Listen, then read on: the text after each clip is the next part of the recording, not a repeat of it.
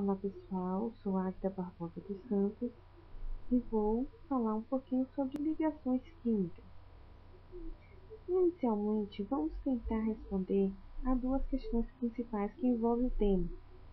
Primeiro, de que maneira os átomos se combinam para formar moléculas?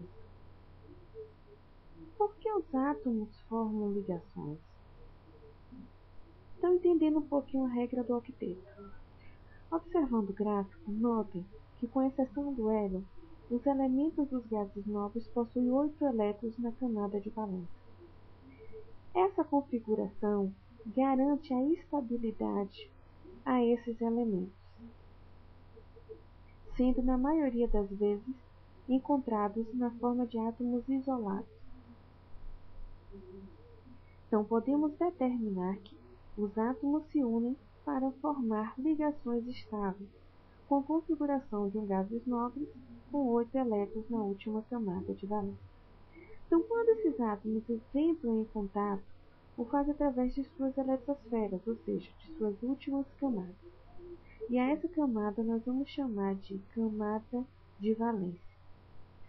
A camada de valência de um átomo é o número de ligações que ele deve fazer para alcançar a estabilidade. Então, quando um átomo ele tem uma tendência em perder elétrons, ele vai formar um íon com carga positiva denominada cátion. Quando um átomo ele tem uma tendência em ganhar elétrons, ele vai formar um íon com carga negativa denominada de ânion.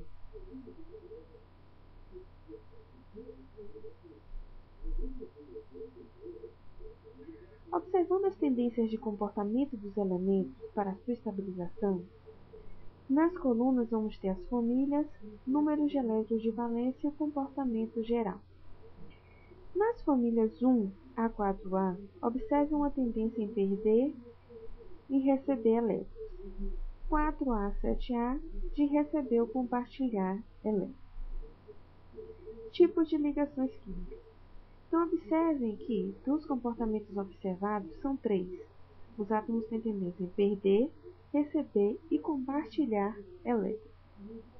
E isso está diretamente relacionado à eletronegatividade desses átomos, ou seja, a capacidade do átomo em atrair para si pares de elétrons de uma ligação no estado gasoso.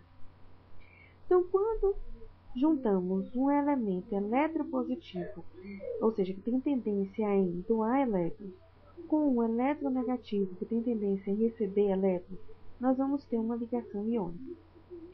Quando temos um eletropositivo que doa, mais um outro que doa, ligação metálica. E elementos que têm tendência em receber elétrons juntos, nós vamos ter ligação do tipo covalente.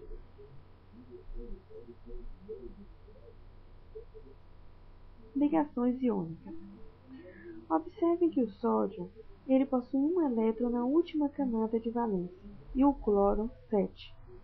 Para que os dois alcancem a configuração de um gás nobre, é necessário que um, seja o sódio, que tem tendência a doar elétrons, doe o seu único elétron para o cloro.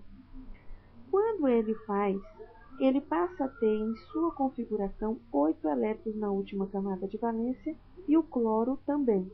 Ou seja, os dois passam a ter a configuração de um gás nobre com 8 elétrons na última camada de valência, alcançando assim, portanto, os dois juntos 8 elétrons na última camada de valência. Como essas ligações iônicas são ligações eletrostáticas fortes, nós vamos ter, como mostrado aqui na figura, um aglomerado iônico ou retículo cristalino. Para melhor entendimento, esse videozinho aqui. Os dois átomos, o de sódio se unindo ao do cloro, onde um do sódio passa um de seus elétrons para o cloro, ficando com a camada totalmente preenchida, e o cloro também. Então, quais são as propriedades gerais dessas ligações químicas? Então, vão ser materiais muito duros, alto ponto de fusão e ebulição, vão conduzir corrente quando a substância se encontra fundida ou dissolvida, vão reagir rapidamente, pois basta uma colisão entre as espécies, e os grupos 1, 2, 16 e 17 são fortemente iônicos. Espero que vocês tenham entendido e até o próximo vídeo. Até mais!